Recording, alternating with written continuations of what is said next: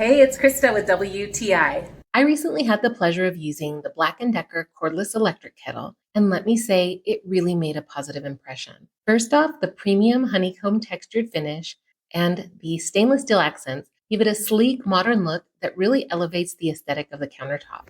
But beyond looks, the kettle is also a powerhouse when it comes to performance. I can have boiling water in a fraction of the time that it would take to boil water on the stovetop, which means I'll spend way less time waiting and more time enjoying my hot beverages. One feature I absolutely love are the bright red level markings inside of the kettle. This makes it super easy to measure out just the right amount of water, whether I'm making a single cup or enough for a small group. And because the kettle is cordless, I can lift the kettle right off the base and fill up a mug with hot water anywhere in or around the house. The Black+Decker Cordless Electric Kettle checks all of the boxes of a great product.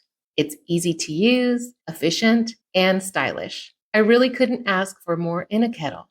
And that's my point of view.